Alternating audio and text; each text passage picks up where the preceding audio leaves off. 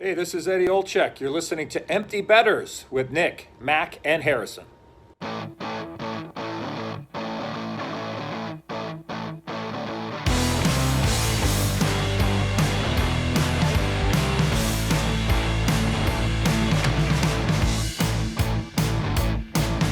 Good morning, everybody, and welcome back to episode 112 of Empty Betters. I'm your host, Harrison Scholes, and I'm going to toss it across the screen to my good friend, Nick Manella. What's going on, buddy? What's going on is I got a big old silo of Bush Larry, and I'm ready to talk some hockey, boys. Some would say a cartoonish-sized mug in your possession. If you know, then you know. And I am going to toss it off to my other co-host up in Wisconsin, Mac Vogel. What's going on, buddy? Loving the jersey.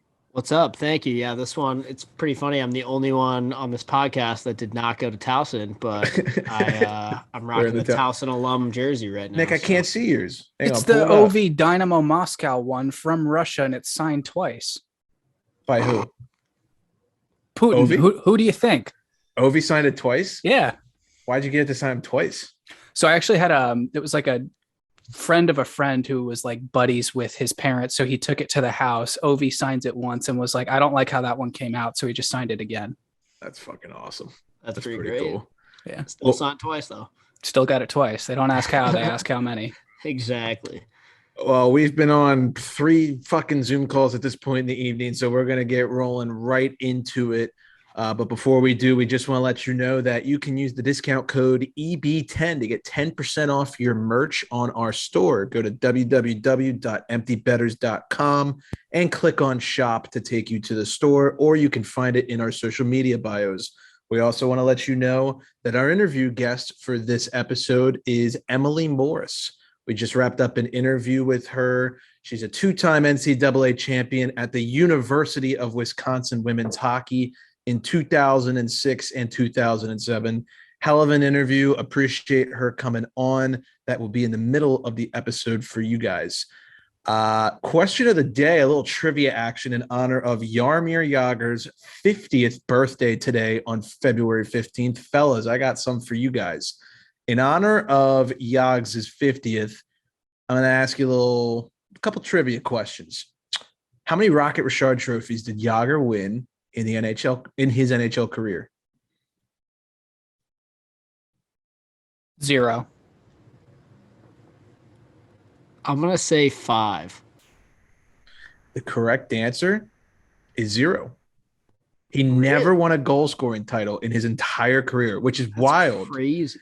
And he's 3rd all time in goals. Isn't that kind of nuts? It's nuts. And then you it sort of makes sense when you think about who was playing at the same time. But yeah, it is kind of crazy to think that a player who's played that long and has scored that many goals didn't win a scoring or a Rocket Richard.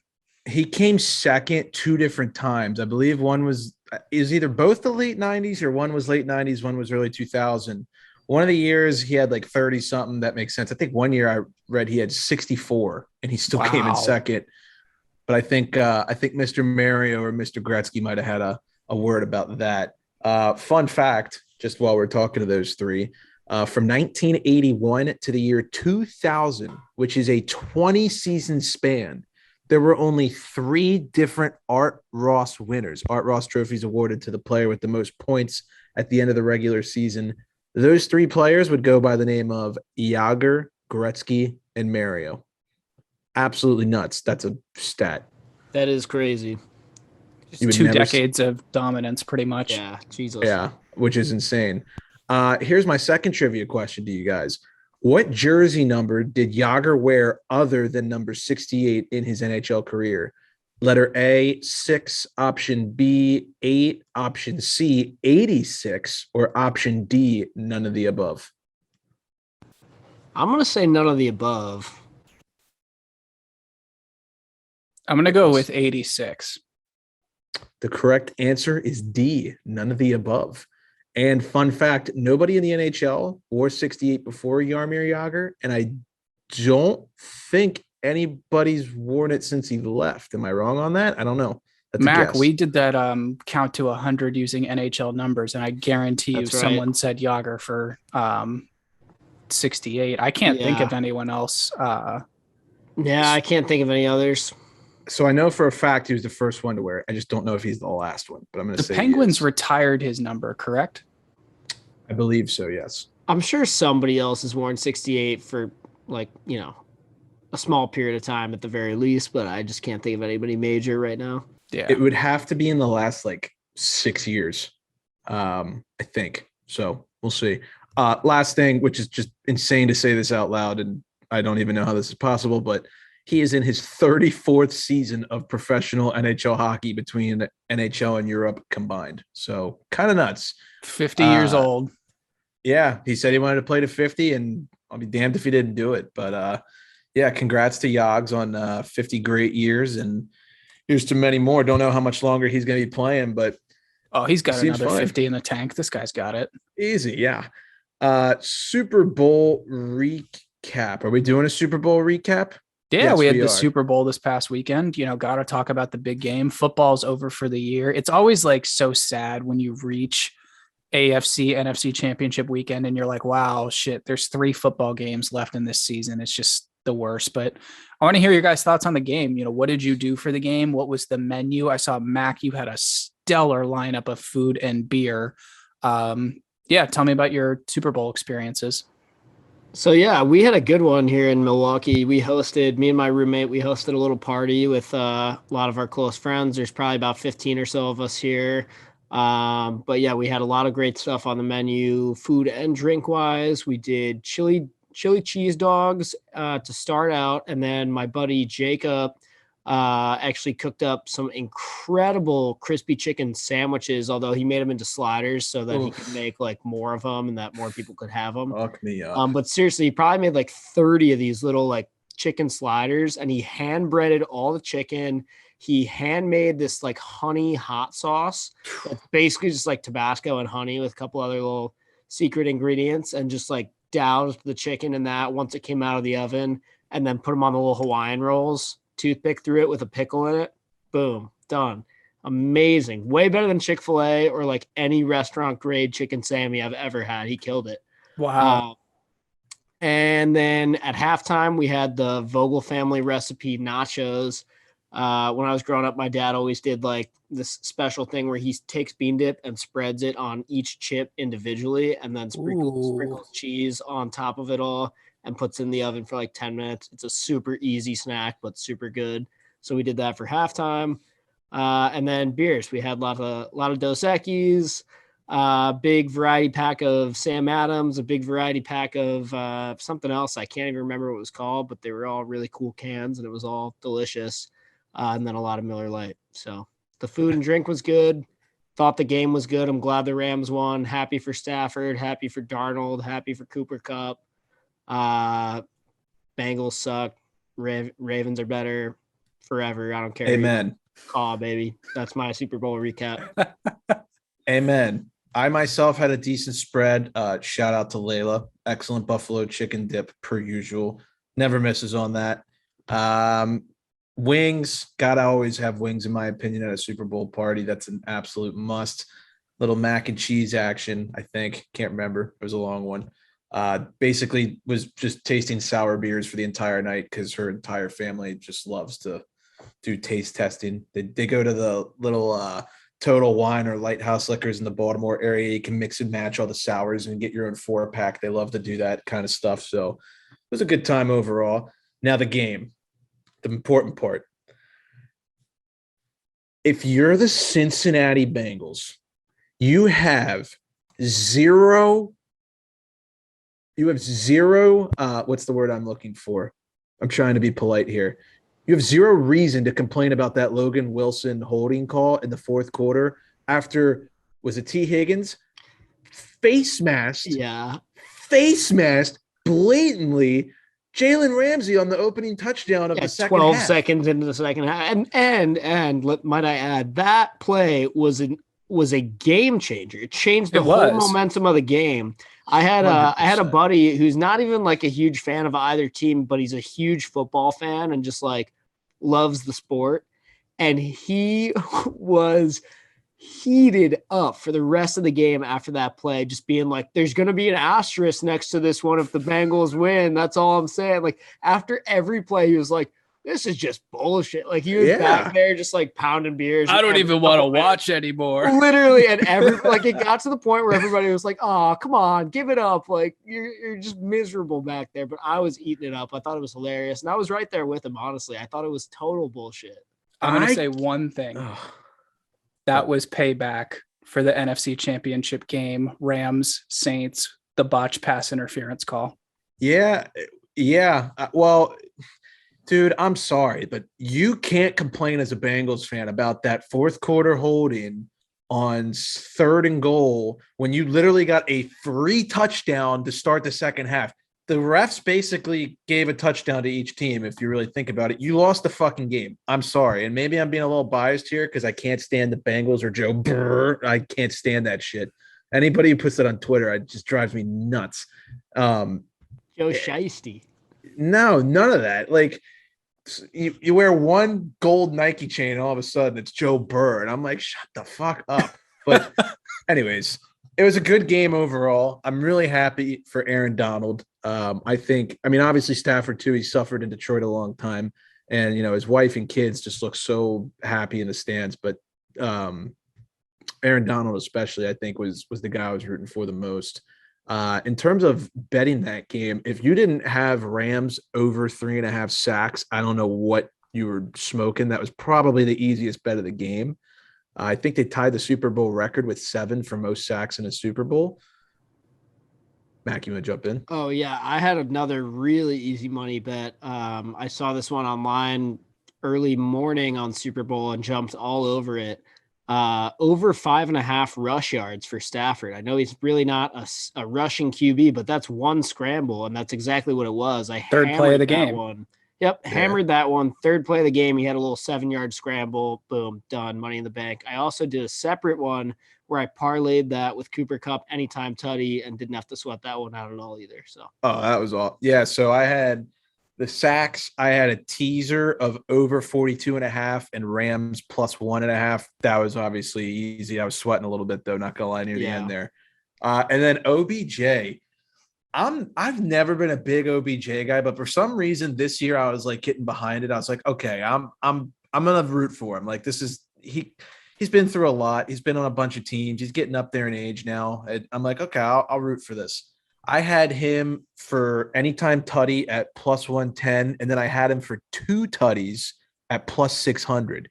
If he didn't get hurt, I feel like that last play to Cup would have been OBJ instead. I feel like that's a design play for him. I saw that on Twitter that they had thrown that exact same play like within a 5-yard line to him like 3 times already this season. So sucks to see him go down. He's going to miss, a decent chunk of next year already. Yeah, my one hindsight bet, and it's always easier to say this stuff afterwards, but I was looking at MVP prop bets before the game, and I kind of knew. I mean, Cooper Kupp, he was on my fantasy team all year. I know what this dude's capable of. I knew he was going to be the MVP of this game, especially if the Rams won. I should have laid a little something on that, but either way, turned out. You want to know what drove me nuts? There was a prop that was any player that's not a quarterback to throw a touchdown pass. I saw that, and Kupp threw a pass to Stafford at one point. And it was incomplete, but airmailed him completely. Joe Mixon threw a touchdown. He's a running back. I forgot about that. Yeah, that was plus 1,200. I saw that. That's funny.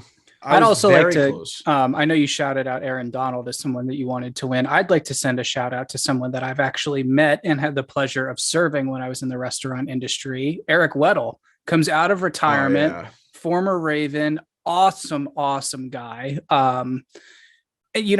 5 weeks ago, he was coaching his son's Pop Warner team. Now he's a Super Bowl champion. It's so cool to see stories like that. Also, a couple hilarious bets that existed for the Super Bowl that I just want to rattle off real quick, and then we can move on. You were able to place bets on as many ridiculous things, such as the color of Eminem's hair during the halftime show, which, by the way, he kept the hood on the whole time, so I don't know how they scored that. 2, you could have bet on the color of Snoop Dogg's shoes. They were white, but they had like every different color in there. Like you could have chosen like pink, purple, red, green, orange. Like they had everything in there with different odds. There was a bet that was like, will Mary J. Blige show cleavage or not?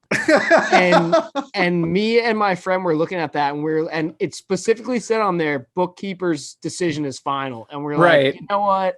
That's so subjective. What if she comes out? And my friend was like, what if she comes out wearing just like stickers, but nothing else? That's not cleavage, right? I was like, I don't want to get into it, but I actually don't think it would have hit, because like the shirt she had on was like kind of revealing, but not really in that one specific area. Like, how do you judge that? Exactly. It's ridiculous. It's not like it's football where you pull out the sticks and measure. Like, I guarantee you they can't do that. So yeah, no, the kind of bets that you can make for the Super Bowl are always pretty entertaining. So those are just a couple funny ones I saw, but it was a good game overall, I would say. Yeah, the last thing I'd like to point out is that football announcers are the fucking worst. Hockey announcers are the fucking best. Here's a great example.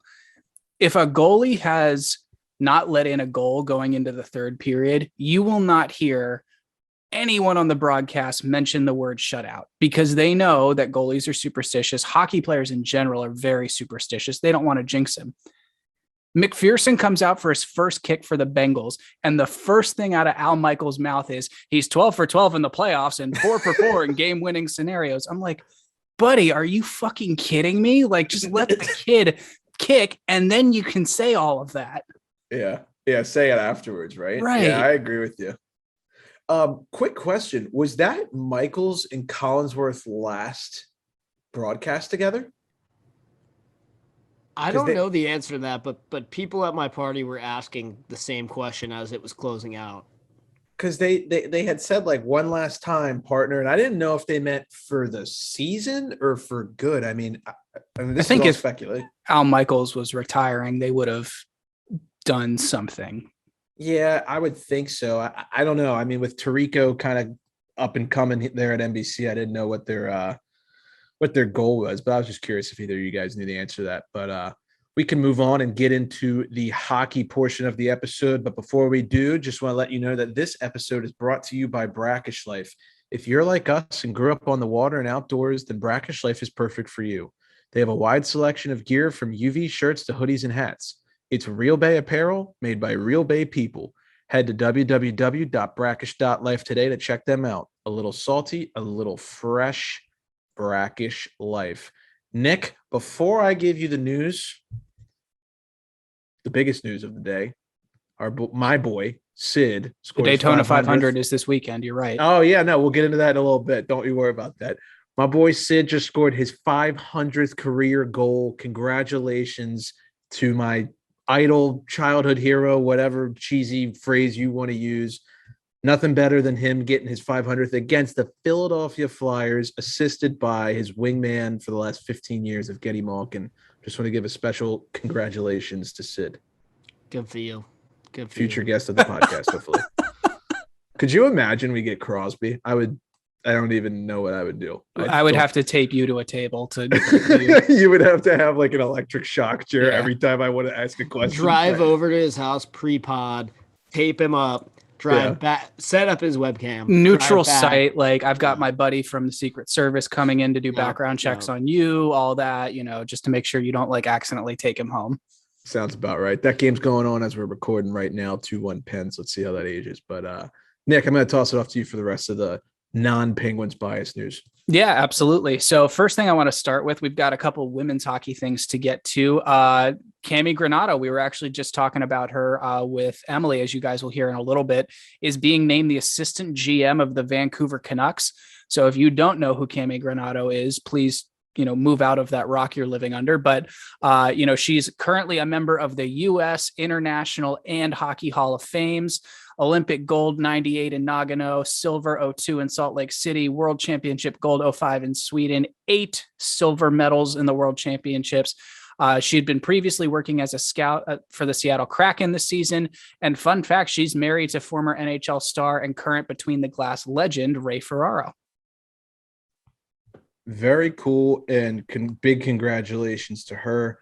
I think what the Canucks are doing, specifically Rutherford, is a solid move and definitely one that's paving the way for the future. Yeah, this was awesome to hear about. I heard them talking about it on the Olympic broadcast when I was watching one of the women's games a couple days back. But yeah, super exciting to hear. Yeah, absolutely. The PWHA, the Professional Women's Hockey Players Association, or, whatever that abbreviates to, is going to play 4 games of the 2021-2022 Secret Dream Gap Tour at MedStar Capitals Iceplex in Arlington, Virginia from March 4th to 6th. The Capitals announced this past Monday. So these games are going to be part of the Caps PWPHA showcase at their training facility that includes these clinics for local players, a couple players doing instruction with the younger kids, players and coaches involved in the Caps Youth Hockey Development Program from March 3 to 5th. This is awesome. I think this is great to not only do the clinics ahead of these games, but to have these games there at MedStar, where there will be, people in the stands that can go and watch this. I think what women's hockey is doing with this format is fantastic. And I'm actually I'm going, if you guys want to come with, I'm going to go try and see a bunch of these games. I'd be super down. It sounds awesome. Yeah, I was gonna say I would be down to maybe catch a couple of these. Yeah. So I think it's an awesome move yet again for women's hockey, and good stuff to see. Yeah, I don't know if we can go and start taking bets. We'll have to see if our book has that up, but TBD. We can be odds makers for. We cannot be odds makers. What did I ask you? Oh, this is good. This is good. Oh, so Mac, you'll laugh at this. I was going back and forth with keep it anonymous. I was going back and forth with an alumni association for a school. And I was telling Vic, I was like, hey, we should go to some of these games for this school. And he was like, yeah, when is it? Blah, blah, blah. And we were just chatting. And I said, to make it interesting, we should bet on the games. And the school is not for adults. I'll put it that way. And I go, do you think that's legal? Could we wager on these games? We could be odds makers and people could pay us to set the odds. Bookies. Yeah. And I mean, I guess I didn't think anything of it. If it's cash only, maybe there's no harm, no foul. But Nick was like, no, dude, that makes it illegal. Worse. Yeah. It does make it worse. So whoops. And this is going to be our last episode because we're getting audited by the IRS now. Yeah. So. 4 black SUVs just rolled up outside my house. I have no idea why, but oops. Moving on. Marty St. Louis has been named the head coach of the Montreal Canadiens. He is their interim head coach. I think it's worth pointing out. So they got rid of Dominic Ducharme, who took them to the Stanley Cup final last year. Marty states that he's got no intentions of being there for a cup of coffee. He wants to stay and become the full-time coach after being the interim head coach. I think it's worth noting here that the Habs have yet to win a game since he took over. All right. Let's chat about my favorite team, the Montreal Canadiens. I think this is a great hire. I really do. For a guy who's, beat the odds his entire career from, his size, his draft and everything. I fully believe that Marty St. Louis can be a very capable coach in the NHL. This year, obviously a write-off. I would probably put next year as a write-off. So now you're talking about his third year or second and a half year, however you want to phrase it, where they might actually be able to be competitive. And they don't have we don't know what's going to happen with Carey Price, by the way. So that's another huge thing in this. But I just feel like he's not going to get a fair shake because Montreal is a demanding market. They're not in a position to be competitive in the immediate future. They're probably going to be sellers at the deadline, and their franchise goaltender, who takes up $10.5 million of cap, might never play again. So I just think Marty's in a bad situation. It's definitely a bad situation now, but I think, aren't they going to have, and we'll touch on this a little bit later when we get to housekeeping, but aren't they going to have 3 picks in the first round of this upcoming draft? I was going to say, I kind of want to wait to really comment on what I think his potential with the team is until after this trade deadline, even. I think might have some more knowledge after that, just to see if they kind of gain any future prospects or pieces, how much of a fire sale goes on this year and how much is waiting till the offseason or until next year. There's a lot up in the air, but either way, on paper, Marty St. Louis is your coach. You're doing something right, hopefully. Yeah, especially in Montreal where everyone loves him too. Dave Tippett has been fired by the Edmonton Oilers, and Jay Woodcroft will be his replacement. This is McDavid's 4th coach in 7 years. It's Ryan Nugent-Hopkins' 12th coach in 11 years, which is just ridiculous to think about. I mean, that is terrible. Woodcroft was promoted from the AHL's Bakersfield Condors to take over this role. I think we all knew this one was coming at some point with the way that team has performed this season. What do you guys think about this move? Oof. Did you guys by chance see the press conference from Ken Holland after the move was made? He basically said, like, it's not really Tip's fault. We just have to make a change, which I kind of think says it all, because, you know, you hear a lot of guys say, oh, we needed a new guy to lead. The voice, the old voice got old. None of that in this one. I think this is Tippett's, like, what, 2nd season behind the bench? Am I losing my mind? You know, I don't think this is going to solve the Oilers' problems. They are 2-0 since the firing, but I agree with what Max said last episode. It's just like, this is kind of a yawn for me. Like, there's so much drama in this team. It's insane. And I just feel like they're not going to get anywhere as a result of this. No, and it's why when we were talking about it in the group chat, I texted you guys and said, like, I would be fine not talking about this team for the rest of the season just because I'm so fed up with it. I mean, it's obviously not the Band-Aid that's going to fix this team, but, you know, the definition of insanity is doing the same thing over and over again and expecting a different result. Yeah, the drama is getting old. I totally agree with you. That's why I yawned at it last week. I'm yawning at it again right now, but I think that, you know, this team is not going to make the playoffs. I said that already. Moving on, Jack Eichel is set to make his Vegas Golden Knights debut today, the day you will be listening to this, Wednesday, February 16th, against the Colorado Avalanche. Who's excited? Very happy for Jack. Yeah. Very happy for Jack. However, and this is going to be unpopular, and we'll get into some of the injuries here in a little bit, I am a known liability when it comes to betting on games that have, like, big meaning for people, like, you know, fresh off a coach firing, a player's return, a player going back to a arena where he used to be home, right? 500th goal, you know, stuff like this. Yeah. Keep it rolling here. I do not think Vegas is going to win that game, if we're going to be honest. I could be wrong. Colorado plays yesterday, when you're listening to this, against the Dallas Stars. We'll see how that game goes. Hasn't started here yet as we're recording. So Colorado will be on the back-to-back. I wonder what an Eichel goal prop would look like. A lot of books won't have it because there's that classic thing where it's like sometimes the guy doesn't appear on the sheet for betting until he played the previous game or whatever. But or your book just won't let you bet players who score goals. But that too, that's another one that always happens. Yeah, that's one that I hate. You know, or they list like 4 players because those are the only hockey players they know. Yeah. But Jackie Boy's going to be back tonight when you're listening to this. So congrats to Eichel, and I bet T-Mobile is going to be absolutely buzzing. For sure. Another place that was absolutely buzzing was Boston University after they knocked off 3-time defending champs Northeastern to capture the 69th Beanpot Championship. Nice.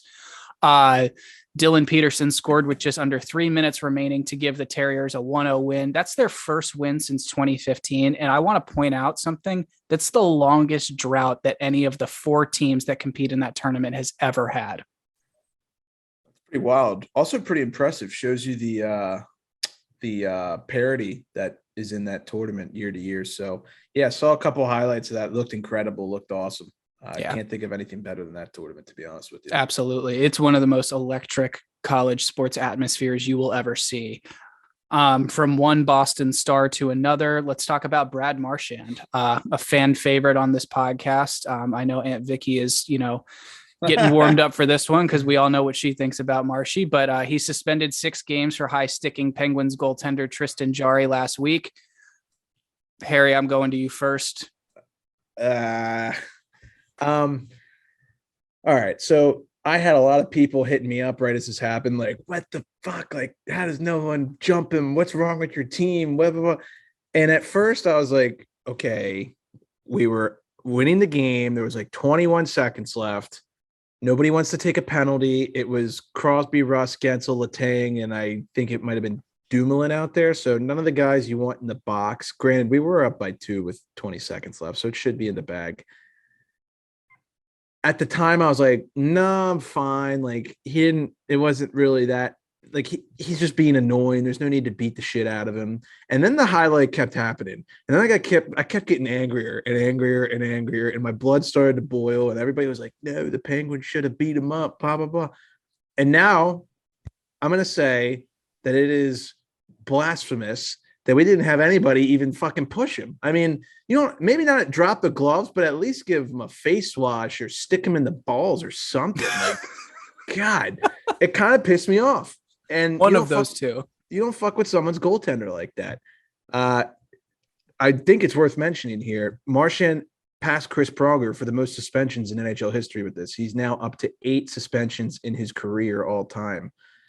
6 most games, individual suspensions. I think yes. Games amount. I don't know who holds that. I would assume Rafi Torres or someone because he had like that 45 game sussy. Right. But yeah. So was this action worth 6 games? No, but the history, obviously, you're gonna get slammed. But he's a little piece of shit. I think appealed it too.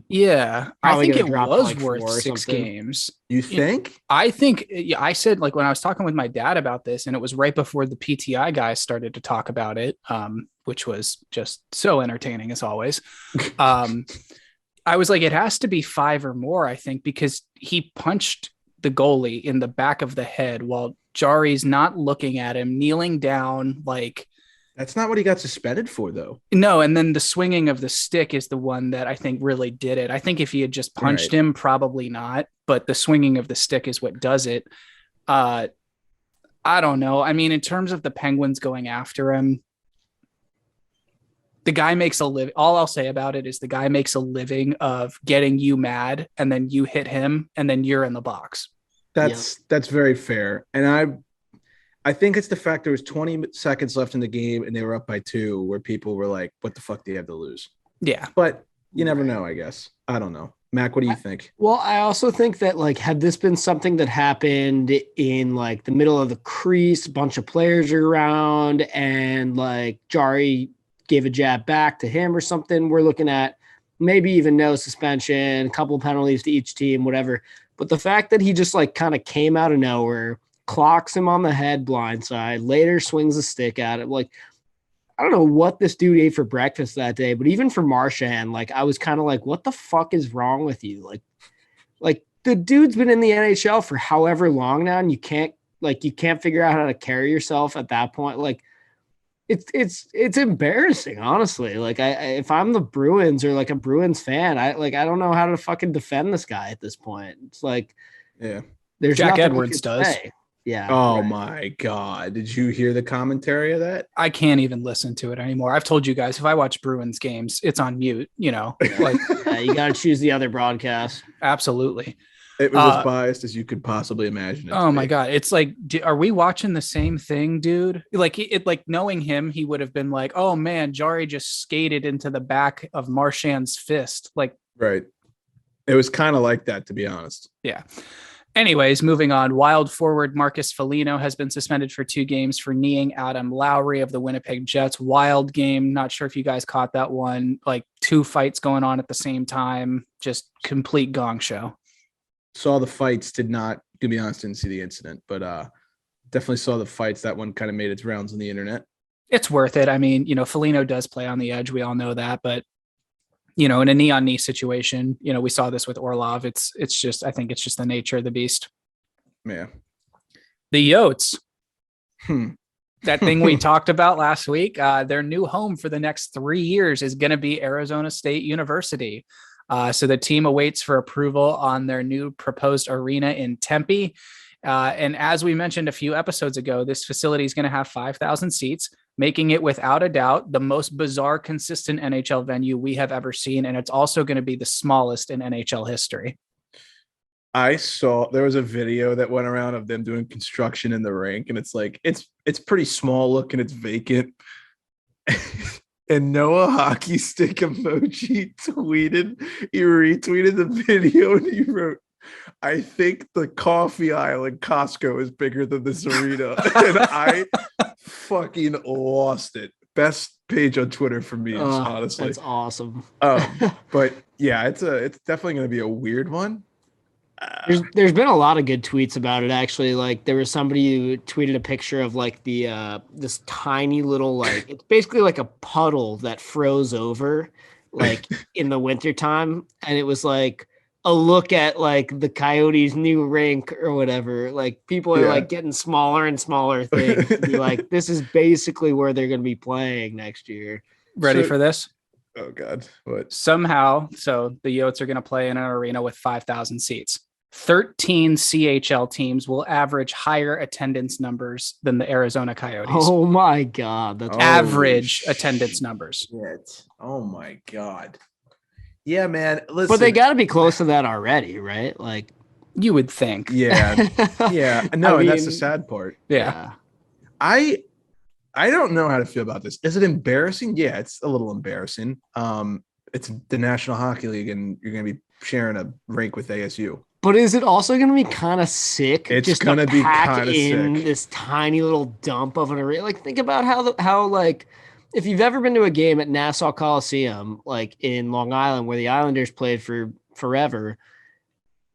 To me, that rink always felt like an AHL arena, the way it was built, the way it had only like the two sections, basically just top and bottom. The way it smelled, the plumbing. Yeah, and it was a dump, but it was their dump. And like, you know, it's that kind of a thing where you kind of just you rally around the fact that it's like, or think about like high school hockey, right? Like, Harrison, remember when we would play St. Paul's, you have to go to freaking Patterson Park. It's a dump. The locker rooms suck. But like St. Paul's loves it. They love that they play at Patterson Park because it's so fun to like welcome all these like rich prep schools into freaking Patterson Park and be like, yeah, beat us here. I dare you. Yeah. Like there's something about it that's like, you know, you got to drag the away team into some place where it's like, really, we have to play you here. And then they're just going to smoke you. So I did see people being like, holy shit, we need a Stanley Cup final in Arizona while they're playing. Oh my God. What would the ticket price be? Oh, dude, I feel like they would somehow relocate them if that somehow happened just for the cup final. They would be for like, revenue. No, they would have to they're playing at like where the Suns play or something like that. Like they'd have to. So next Empty Betters road trip, I think, is just already decided. It's going to be to ASU. Hell yeah. That's the last thing I'll say. Shit on it all you want. Business, revenue, numbers, viewership, whatever. You're going to want to see a game at that arena, and I promise you that is going to be a sick atmosphere. The best part is you won't remember how the game ended. No, you won't, and you'll probably wake up with some pretty cool photos. So let's do a quick Olympic update because that's heating up real quick. So our ladies, the U.S. women beat the Czechs 4-1 in the quarterfinals. Then they took down Finland in a bloodbath to advance to the gold medal game. That's going to be tonight, Wednesday, when you're listening to that at 11 p.m. against Canada. So, you know, we're staying up for that one. I'm going to be so fucking excited for this hockey game. I'm going to be so tired the next day, and I do not care. I'm so excited. This is like the peak of the sport of hockey. And I mean that quite literally. Like U.S. Olympic gold women's, Canada, U.S. is like Stanley Cup finals. That's going to be awesome. These two teams fucking hate each other. There is nothing friendly about this rivalry. It is a war out there when these two teams play. They have met in the last 6. I think it's like last 6 of 7 or last 5 of 6 gold medal games or something crazy like that. I still remember being in high school at Calvert Hall and watching the U.S. versus Canada women's game. It would have been 2014, I guess. And, you know, U.S., everybody knows it by now, but U.S. is up by 1, super late. They go for the empty netter. There's like 30 seconds or something like that, maybe even less. They hit the post square on. It was like a full ice empty net shot. Hits the post square on. Puck's laying there. Canada goes, gets it, relays it, comes back down, ties it. Of course, and ties it. Yeah. It's a heartbreaker, but that's how these games go between these teams. They're bloodbaths. I think there was another one that was like a 1-0 USA overtime final. I forget what year that was, but like either The most recent one was a shootout win. Like, Yeah, the games either end like 1-0 or like 5-4, but either way, they're always super entertaining, and you will not want to miss this hockey game. yeah. I mean, I wish it was on at like 8 p.m. or something, but I don't even care. I'm staying up for that one for sure. I kind of love that it's late. It's going to be Right? even more fun. I love it. Let's go over to the men's side. So the first day of men's hockey was pretty good sailing. Harry, you had some good bets. I had some good bets. We made some money. USA -2.5 over China, and Canada -1.5 over Germany were absolute locks. The Americans took down China 8-0. They followed that up by beating Canada 4-2, their first win over Canada at the Olympics in 12 years for the dudes. Gotta love that. They closed out their group stage with a hard-fought win over the Germans 3-2, and they will play Slovakia in a few hours here tonight. A little bit of a trap game, in my opinion. Slovakia, sneaky good. They've got that 17-year-old that looks really, really talented. And then also, when you guys wake up and are listening to this on your drive to work, when you get there, don't do anything and watch Canada, Sweden on your phone at 8 a.m. Yeah, just skip work. No big deal. Right. Yeah. It's not important. Hockey's important. We all know that. 3 stars of the week. Want to run through these real quick, Harry? Sure. First star of the week, we got Flames goaltender Jacob Markstrom. He was 3-0-0 last week with a 1.33 GAA and a .959 save percentage. Some pretty absurd stats. I think it's worth mentioning he's got 8 shutouts on the year. That's double the second place goalies, who are Jack Campbell and Ilya Sorokin. Second star of the week, we got Patrick Laine. He had 3 goals and 3 assists in 3 games played. And then the third star of the week, New Jersey Devils, Nico Hischier. He had 5 goals, 1 assist in 4 games played. Markstrom for Vezina? It's Igor's to lose. It's I think based on those shutouts, if the Flames can find a way to actually like finish in a decent position by the end of the year, I think Markstrom could be a shoo-in for it. I also think that we'll get to it in a little bit, but I like what they're doing right now. Yeah, the Flames look really good. I think it's going to be a battle between Markstrom, not Sorokin, Igor. Probably throw a couple other names in there. Campbell was doing really well, but he's kind of fallen off a little bit.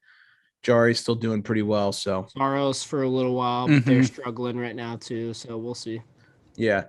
Before we do the Yachtlander ad read, I do want to kind of pump his tires a little bit here. So this coming Sunday, Nick, what's the date of that? The Daytona 500. What's the date that would be the 20th?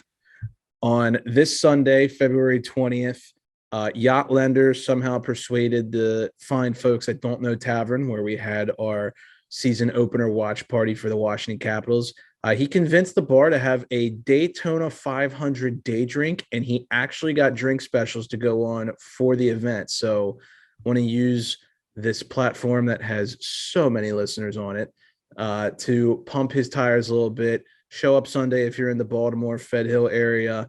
You can get cheap drinks, watch some NASCAR, and probably watch him do like 10 different shoeys. So should be an entertaining time. He will do a shoey if you look at him. Just in Pit Vipers. Yeah, Jorts. Absolutely. I'll be there. Harry, I know you'll be there. We can watch some racing, have a couple beers, and just forget that we have to go to work the next day. So with that being said, summer may be over, but there's still never been a better time to get out on the water. Are you looking to finance that new boat or yacht you've always dreamed of? Well, you're in luck, because the Yacht Lender is a specialist in marine finance. With partnerships with 15 different banks, he is the right lender for whatever vessel you may be in the market for. Backed by Trident Funding with over 25 years as an industry leader, the Yacht Lender has the expertise and know-how to finance the boat of your dreams.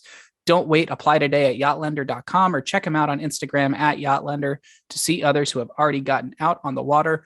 Let's go ahead and throw it over to Emily right now.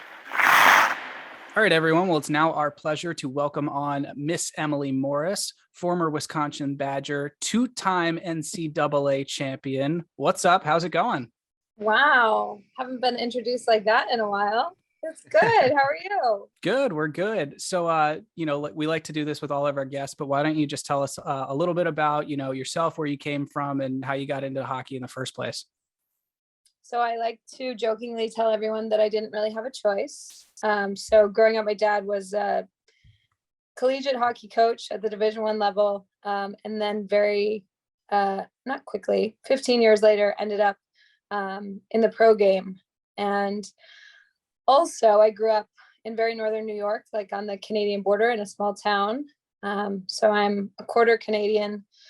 And so I tell everyone I didn't really have a choice when you grow up that close to the border and also have a father who's in the game, but that's not true at all. I love my dad very much. Had an older brother who played, and I was the sister that was anything you can do, I can do better type. There we go. So Love poor that. guy. To this day, we struggle a little bit with our competitive nature, but it's okay. He has 2 kids now, so I love him again. There you go. So growing up near the border, were you a certain fan of an NHL team, like Buffalo area, or no? No. So if you go east, you'll hit Rochester, and then you go up again, Okay.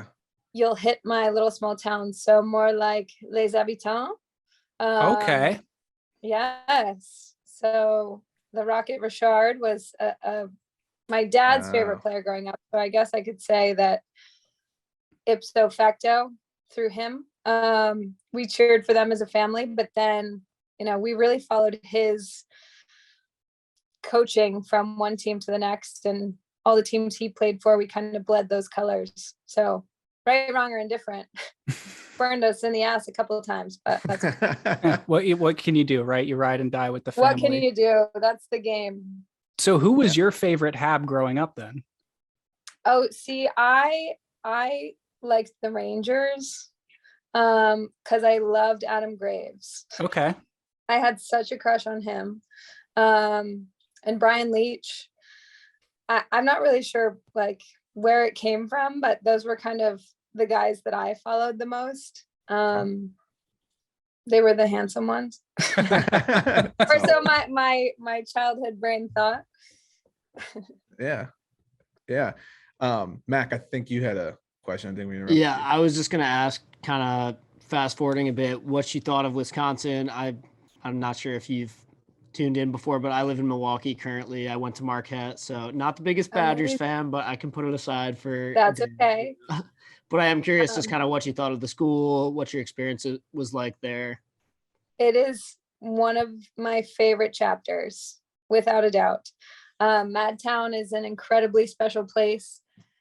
I'm pretty sure more people came to watch Mark Johnson than they did to come watch the women Badgers, but that's okay. We love him anyway.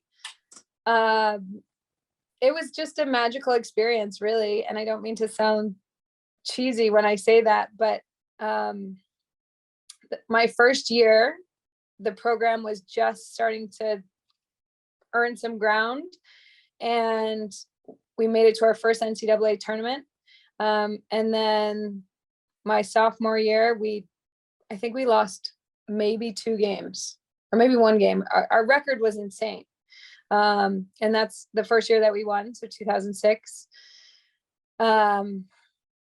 being able to repeat the second year, it's a grind. And especially this time of year, players of all, pro, collegiate, when you're in the dead of winter, it's, especially in Wisconsin, it is not a fun place to be. When you got to be disciplined and, make sure you're still eating well, training, stand at the top of your game. But we were able to come back, win a second year. So that was the 06. Let me think about this. So it was 05, 06, and then 06, 07 for the 2 years we won. But the one that my negative Nancy self will talk about is my senior year. I was the captain of the team, and we lost in the national championship game to Duluth. And to this day, they are the worst. Still not over it. I hate them all. Yeah, it makes sense. I'm curious, just kind of rewinding a little bit. What went into the decision to go to Wisconsin? That's a fabulous question. They weren't even on my radar. So I played boys hockey all growing up, knew I wanted to play at the Division I level. The school my dad was at was Clarkson University at the time, and they didn't have a women's program yet. So St. Lawrence was kind of the big show in town on the women's side, but I really wanted to move away from the North Country. It's near and dear to my heart, great place to grow up, but I just wanted to see what I was capable of. And so my parents found a way to send me off to boarding school. So I went to the Taft School in Connecticut, played with the Syracuse Stars, even though it was logistically, I have no idea how this happened. It's all kind of a blur, but from Connecticut to play in Syracuse and bizarre. But junior year, I don't know to this day how people select a college, because if you play a sport, it narrows it down, and it's still one of the most stressful things I've ever done. I wanted to go play for the Gophers because at the time I think they had just won 2 back-to-back national championships. Laura Halderson, I could be wrong on that, but I believe she was the coach at the time. Chrissy Wendell. Oh my goodness, my brain is so rusty. Those are some of the names that were there as I was coming up. And that's where I wanted to go. And my junior year at Taft, they called me and said, hey, how's your year going? And I'm like, oh my God, the number 1 school in the country just called me like the first day that they could start recruiting. And then they never called me back.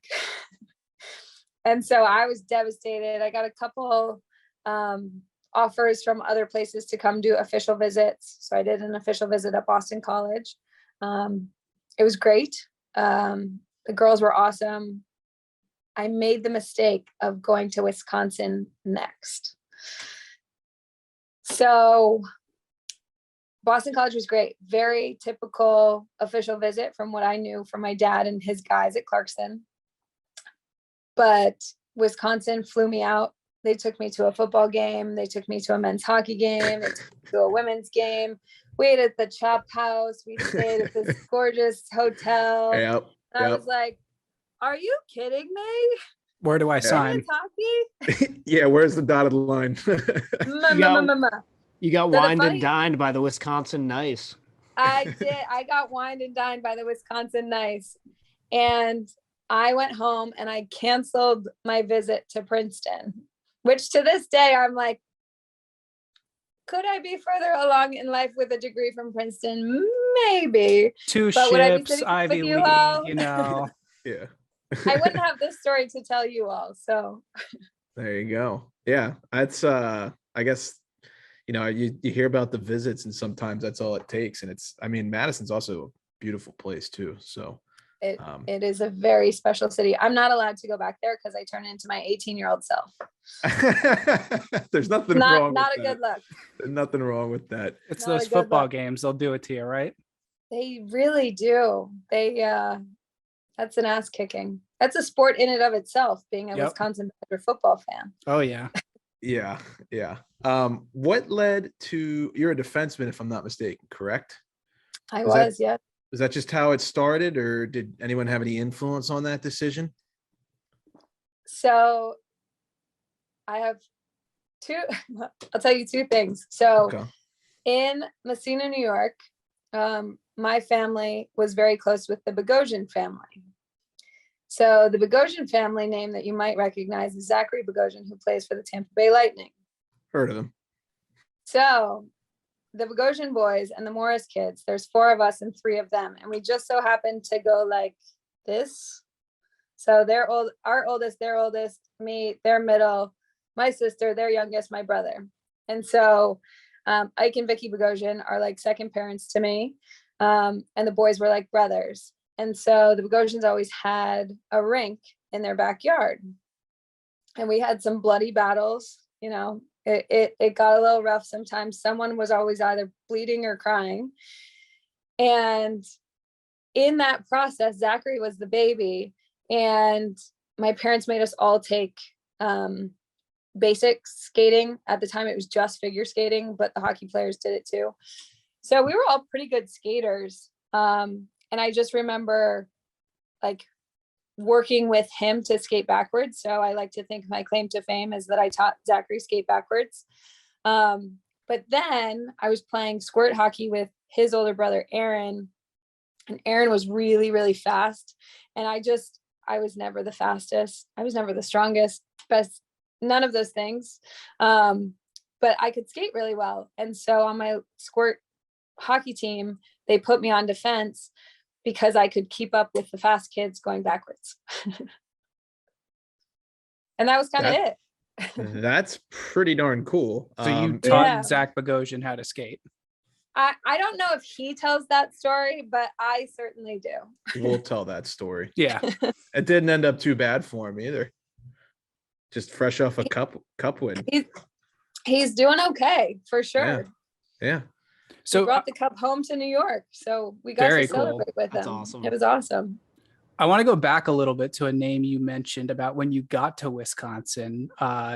Mark Johnson, the original Magic Johnson. I feel like people forget that. What was that like? You know, did you like know who he was before you got to school and everything? Like, what was he like as a coach? Just talk about that a little bit. So the Miracle Disney movie had come out, I want to say right around that time. 04. And I grew up close to Lake Placid. So I knew, like everybody, knew the 80s story, but being in hockey, you know it a little better. Excuse me. So I knew of him, but I have to be honest, it really wasn't part of the decision at the time.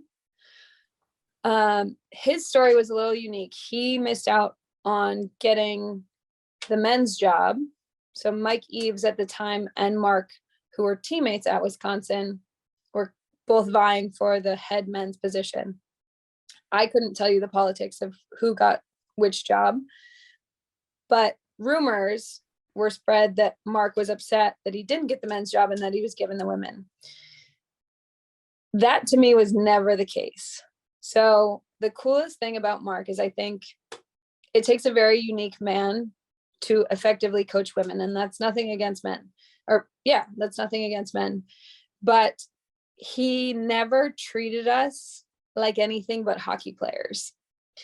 And that was one of the coolest things, because his expectations were that we come, we do our job, we treat it like a profession, we show up as a professional every day. And other than hockey players, I really think he saw us like daughters. Like he truly cared about each and every one of us. And to just make a cheesy Magic comment, like playing for him, it was a magical experience. It really was.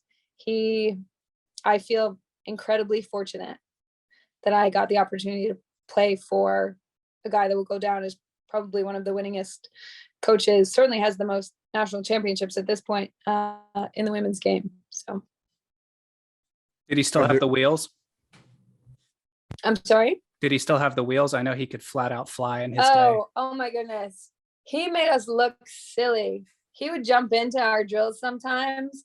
And I played with girls much better than I was. They were Olympians on the Canadian and the US side. And he would just make us look like tools. It was more his hands. He didn't jump into skating drills often, which now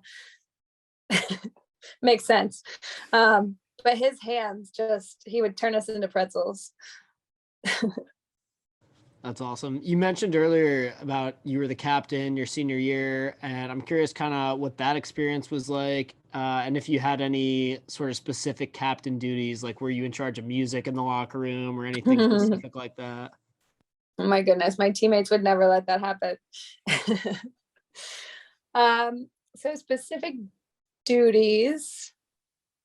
I mean, I like to think that I was the type of captain that led by example. And I think that was a large part of why I was voted to be the captain. I think at the time, it was one of the hardest things that I'd ever done, being the intermediary between the players and the coaches. And I was part of a small class, and one of my classmates didn't dress often, and, you know, trying to be a friend and a teammate, but understanding the competitive nature of the level that we were playing at. But then also being responsible for the room from the coaching staff, and having to communicate down things that weren't so easy to communicate and didn't always land well. And just towing the line of, you know, being hated one day and love the next. It was certainly one of the most important things that made me the person that I am today, just experience wise. For sure. And just to kind of, I guess as a big picture question, right? It's kind of hard to ask. Tell us what it was like to win back-to-back national championships. That's a loaded one. But I guess the way I would phrase it is, are there any specific memories that stand out the most in that 2-year run? And my secondary question would be, was there a big difference between the two runs?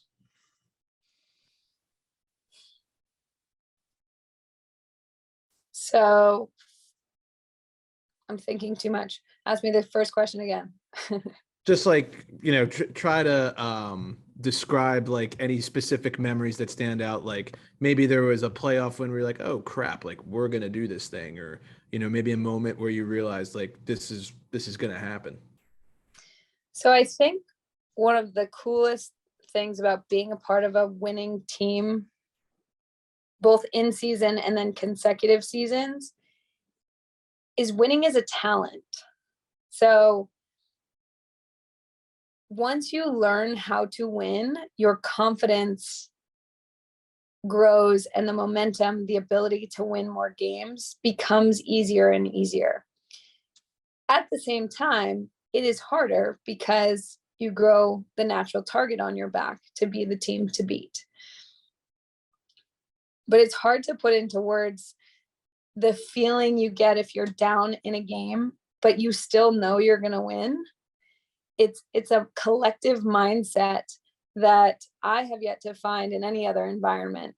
But I think it was the first year we won, both years we won, we had phenomenal leadership. The first year we won was so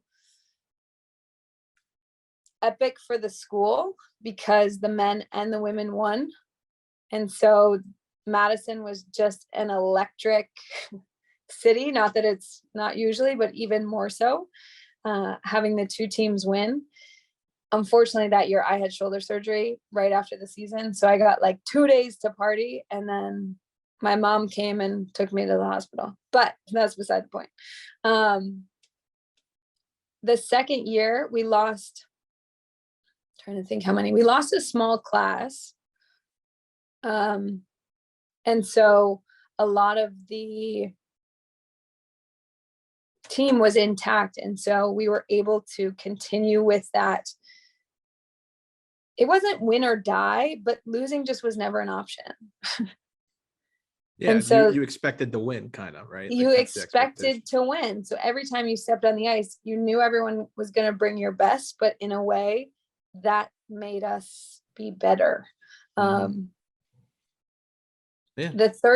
third year's run was actually, we carried that forward, and my class was 3 people, and we had no business making it to the national championship game my senior year, but somehow that mindset carried through to that next year. So I don't know if that answers it eloquently, but no, it did. That's a loaded question I gave you, so I apologize, but that's okay. Had to kind of wrap it all into one, but yeah. Any specific, mentors, coaches, teammates that stand out that, during your Wisconsin years, really helped you develop as a player, person, etc.? Anyone specific? Other than Magic Johnson, obviously, as we've discussed. He was certainly there. Jackie Friesen, who's an assistant at Wisconsin now, she was a senior my freshman year, but she stuck around as a grad assistant, and stayed involved, and then came back to coach.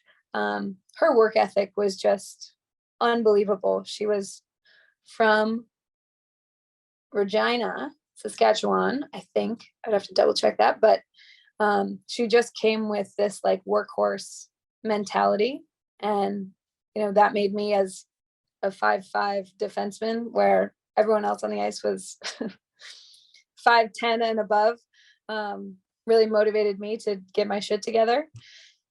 Sharon Cole was a senior the year that we won the first time. To this day is one of my best friends.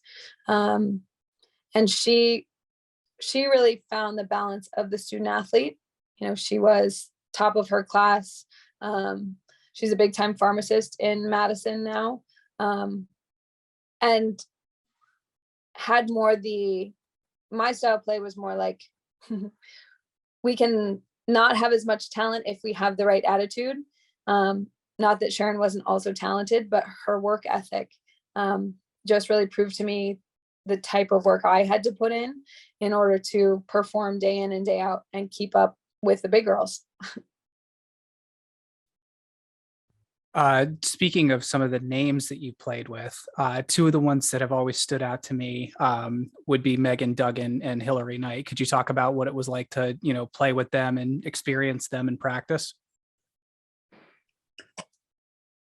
Goodness.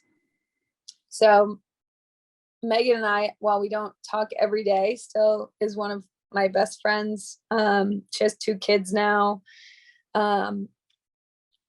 I think it was for both her and Hillary. Hillary was a freshman my senior year. They both coming in were a little like Labrador Retriever puppies. They so talented. But people might say, but they probably wouldn't say that about me my freshman year. But they came in with so much talent, it was almost exploding out of them, to the point that it was like,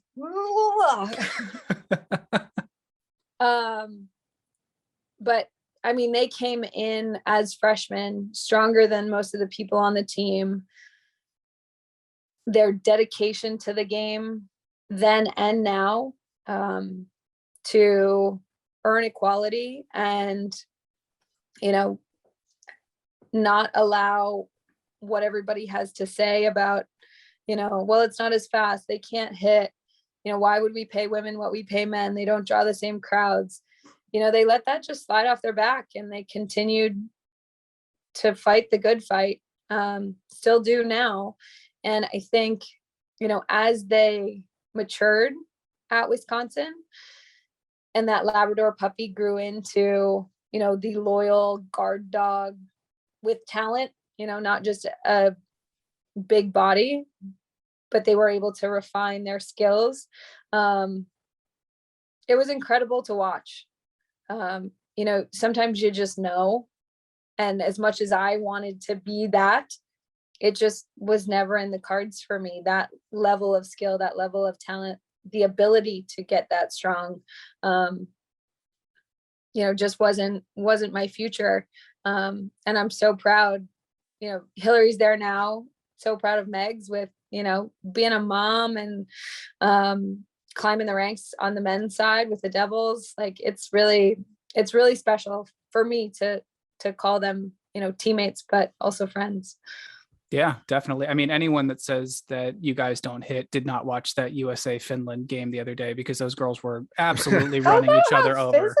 Right? Yeah. That was a physical game. They're letting a lot go. Yeah, for sure. What's your perception on where the women's game is now? It's been something that I know that the PWHA has been trying to improve and publicize a lot more. Where do you think it stands, in your opinion, right now? So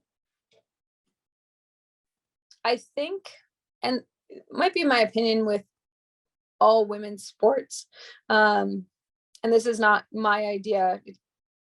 A friend said it to me, and I think we have to stop comparing women's sports to men's sports, because they're different games. There are different rules. And I think the more we continue to push the visibility of these sports, the more they're going to be appreciated. We can't just cheer for the women's national soccer team in the World Cup.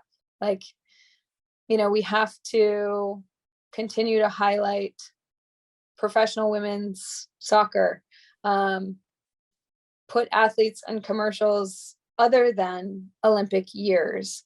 Because I think that's where it starts is that visibility. We're seeing it, this year in the Olympics. the first Black female winning a speed skating race. Like, you never know who that's going to inspire in the next generation of athletes.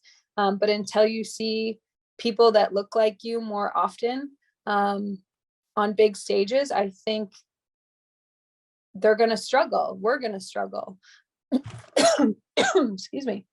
But I think there's a market for it, and I say that because I can watch hours of curling on accident and I get really into it, but I only do it during the Olympics because it's Right. fun. Yeah. Like, If you build it, they will come, right? if you build it, they will come. But part of the conversation needs to be, at 5'5", well, Kendall Coyne, who, could have competed in, or did compete in the fastest skater race, different breed there. But I think we need to stop comparing women's hockey and men's hockey and women's basketball and men's basketball. Because at the end of the day, the rules are different. So while they're similar, that'd be like saying, the downhill and the super G are the same because you have a mountain and skis and poles. And that's just not the case. Yeah, either way, I'd still end up on my ass. It's a great Thanks. analogy too. Did you have like a specific women's hockey idol growing up? Was it, Cammie? Who was it? It was definitely Cammie. Yeah. Hard to argue with that one. So Brandy Fisher is another name who played on the 1998 Olympic team, who is from Brazier Falls, New York, which is right outside my hometown. So she was a big name. I'm pretty sure there's still a sign on the side of the road that says home of Brandy Fisher. So just growing up there, she was someone that I looked up to. But for me, I think it was Katie Stone, who coached at Harvard. She helped facilitate my move to Taft my junior year of high school. She's always been a big proponent of the women's game. So names like that I think once you open, women that have opened the door and they hold it open for the ones coming next are the ones that I want to emulate now, and why, I love coming on and talking with you guys, because I never get to talk hockey anymore. But finding a way to get involved, to keep the door open for that next gen, and doing what I can to give back, to help get women on a bigger stage so that we can build it and the fans will come. Yeah, absolutely. Got a lot of eyes on tomorrow's gold medal game between Canada, US. Do you have any thoughts that you want to throw out there? This episode will get published tomorrow morning, so it'll be the same day as game day. Like, you want a prediction, or you can say anything you want? I have no idea. That game is always a bloodbath. And it could go either way. Both teams know how to win. They're both incredibly talented. You have the best women in the world on those two rosters. Nothing against the other teams. But I think, given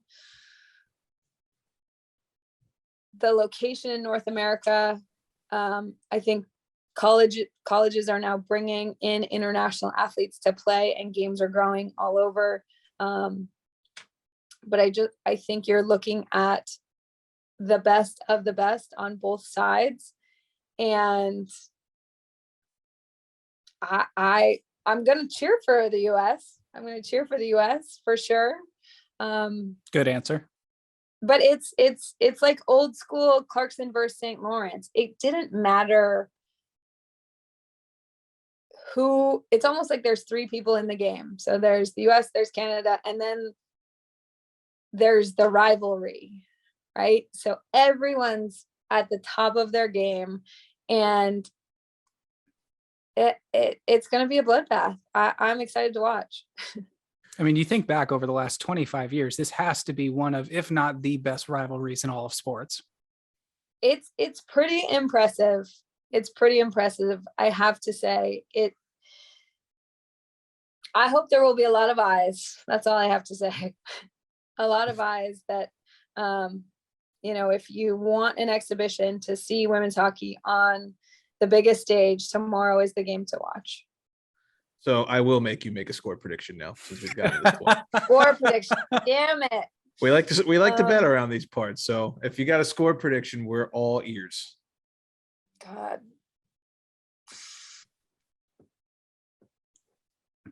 First, for whatever reason, 5-3 is what's coming into my brain. Oh, okay. US. Okay. Maybe with an Okay. empty netter. Okay. Okay. Maybe they actually hit the empty netter this time instead of hitting. Oh, Yikes. Womp womp. Yeah. Yikes. I like that score prediction. I don't know. I guess I think US pulls it off. I don't know why. I feel like those rivalry games, those big magnitude games are low scoring, but I would love a 5-3 game, especially since that's an 11:10 p.m. Eastern start, I believe. Am I right on that, fellas? yep. Yeah. You got it. Help keep me up. Yeah. We'll have our tired eyes on it for sure, but we'll definitely be tuning in. Yeah. Yes, I'm excited. So are you keeping up with NHL action now? Do you watch a ton of current hockey? I am the worst and the best sports fan that there is. I love watching, appreciate a good game always. I probably couldn't tell you any stats about anyone. I know some things about the Caps because I go to a fair amount of their games. That's good or bad, depending on which games you go to. But well, I'm quite sure that I'm why they're losing because every time I go, they lose. But they've been losing a lot, so maybe everyone feels that way. Yeah. Oh yeah. But I'll take the blame. But in general, you're kind of, what are you up to these days? I mean, what are you involved in any hockey at all, or not so much? So I'm currently working with a woman, Jessie Thompson, who just started this all caps, all her initiative. Okay. And so we're talking, networking events for professional women and using hockey as a platform to empower women, be it former players or women who are just curious about the game. And then doing some youth hockey development programs where using sport as a program to encourage positive body image and, teamwork, leadership, all the things sport gives you outside of just going to play Division I or becoming a pro. The life skills taught through sport, I think, are, some of the most valuable and personally has gotten me to where I am. I am a former strength and conditioning coach turned financial advisor, if you can believe it. Wow. There you go. Help people reach their goals physically and now financially. There we go. I think I could use some help. There you go. Same. What did you study at UW? Like, does it relate to what you're doing now, or is it totally different? Oh, goodness. I am the poster child of the type of person that if you put your mind to it, you can do it. So I am a communications degree from Wisconsin. I like to think I'm a recovering dumb jock. I realized I had a brain about, 4 or 5 years ago now. I loved working with athletes. It was amazing, but it was kind of the easy avenue for a profession because I trained my whole life and I was like, yeah, I can do this. I like this. I like working with athletes. I like leading a room, all these things. This feels natural. In that process, I was approached by some folks that own a financial advisory firm. And I laughed in their faces originally because I said, I'm not good at math. I did okay in school, but I don't think so. And they believed in my people skills, my ability to talk to people. So I'm like, yeah, there's that communications degree coming into play. but they sent me to Georgetown. I went through a 9-month intensive program to become a certified financial planner. And next to being a captain, becoming a financial advisor and passing the certification exam was definitely harder than being a captain of the team. Absolutely. I believe it. Yeah, it's no joke. I have a couple friends who had to do that. It ain't easy. I know that for a It fact. ain't easy. It ain't easy. It took me admittedly 3 tries. That's more common than people listening might know. Yes, I hear that. Yes, but put your head down. Hard work is something that I know. And so I just nose to the grindstone and banged it out. And now my day-to-day is more talking retirement and purchasing homes and those types of things rather than, training for sport. But I like to think I found the best of both worlds. Yeah, It's for good. sure. What about, outside of work and hockey itself, what do you enjoy? What are your hobbies, interests, that kind of stuff? I have an 11-year-old yellow lab named Bodhi, who is my main man. He's the best. And then I have found a love of skiing. Okay. So growing up playing hockey, I never, had the time to do it. And I asked my mom the other day, Mom, why didn't we ski as kids? And she was like, are you kidding me? Because you played hockey, like 2 of the most expensive sports. Are you nuts? Right. But as an adult, I was able to go out west with some friends probably 5 years ago now. And I don't know if you guys know this or if you ski, but skiing is skating with bigger blades. Yep. So I picked it up really quickly, and it is now one of my favorite activities. Summer, I love water, hiking, pretty much anything outside. Love exploring DC's restaurants and love to eat and drink. Those are 2 things that probably shouldn't be hobbies, but become that way, especially in the dead of winter. They're a lot of fun, though. They are a lot of fun. You can get really good at them if you try. Yeah.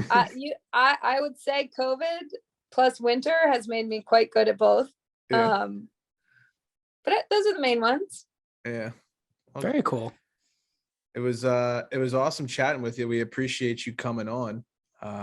Wishing you best of luck with everything going forward, and definitely rooting for US tomorrow night. Yeah, awesome. For sure. Well, thank you guys so much for having me. This was lovely. Yeah, of course. Yeah, thanks again. Hopefully we'll do it again sometime. All right. Well, I'm happy to come back anytime. Cheers. Cheers. Absolutely. Take it easy. Bye, guys. We want to thank Emily for chatting with us. Awesome interview. Love talking some women's hockey on here. And I think it's fantastic to hear from someone who was not only a captain of her team, but a 2-time national champion as well. Yeah, huge shout out for her taking the time to come on, and great stories, great info. And also responsible for Zach Bogosian's Stanley Cup. So and coach Zach Bogosian yeah. to win a Stanley Cup is what I'm hearing. Yeah, we'll have to get his side of the story on that and see. See what he has. That would be pretty fun, wouldn't it? Yeah. Let's throw it around the league here real quick. Some injuries and updates. Oilers forward Zach Kassian's going to miss the next 48 weeks due to a bone fracture. Ouch. So not good in Oil Town. And it gets even worse because Duncan Keith is going to miss 2 to 4 weeks with a concussion. Not making the playoffs. You like the Kings tonight, Mac? Kings Oilers. I don't like anything that has to do with the Kings ever. Okay, fair enough. They're on the shelf. They're on the shelf. Yeah. The Oilers are off the shelf for me. The Oilers stay on the shelf for me. Yeah, I don't know about that one. No touchy. Speaking of another team that I will not touch, Sean Couturier had successful back surgery and is going to be done for the rest of the season for the Flyers. Hate the Flyers. Don't hate him. Hope he, gets better soon and gets back to playing. I know he's had injuries for a long portion of his career. So hopefully he's feeling well. And then Mark Stone has been placed on long-term IR with a back injury. And following up on that, How convenient with the timing. yes. Makes you wonder. Yeah, with Jack Eichel coming back and Vegas being over the cap, but Mark Stone not counting towards the cap because he's on long And term. he's going to be out for a while. I mean, don't he's know, really hurt. Let's see, February, March, April, 3 months. And if he came At back least. during the playoffs, it And would be okay. What's The his cap soonest he hit? could come back is, I don't know, maybe late April, early Right. May, something like that. And isn't his cap hit the exact same as Eichel's? Something in that. Oh, wow. I'm Imagine That's that. weird. I mean, sniffing- that's a coincidence. I don't know. Does anyone why. recall? I mean, something last they're a year? new team, guys. They probably don't still even don't really understand know the the rules, rules. right? Like, let's just give them a No. pass. They'll be fine. For anyone who's not following along with what's going on, I would encourage you to do a little digging on last year's Tampa Bay Lightning and their salary cap situation as they And the entered year before. playoffs. And the year before. That's all I'll say. Just awfully convenient timing that Eichel comes back and then Stone goes on LTIR. Following up on that, this actually does suck for Vegas. Robin Lehner is out with a torn labrum. Oof. Could miss the rest of the season. I would highly suspect Vegas is in the market for a goaltender for the rest of the That season. sounds like one where he could even miss all of the playoffs. Yep. That's a serious fucking Yeah. injury. It is a brutal one. So, Especially for a goaltender. I mean, yeah, I'm skating not in general, sure. but Have they Couple- said if he's out for that too, or if they're just they're just playing it day by day. But yeah, there's a lot Um, of speculation that he could be done for this entire campaign. yeah, wow. I wonder if Marc-Andre Fleury's on the block. Let's see. Let's see how that one ages. Nah, Just not throwing gonna that happen. out there. Not going to happen. We had a trade. One of the big names that I think we all thought was going to go at least around the deadline went well before it. Calgary sends a first-round pick, a fifth-round pick, Tyler Pitlick, and Emil Heineman to Montreal in exchange for Tyler Toffoli. A little bit disappointed here because I, in my delusion, thought somehow that the Caps could have made a push for him. But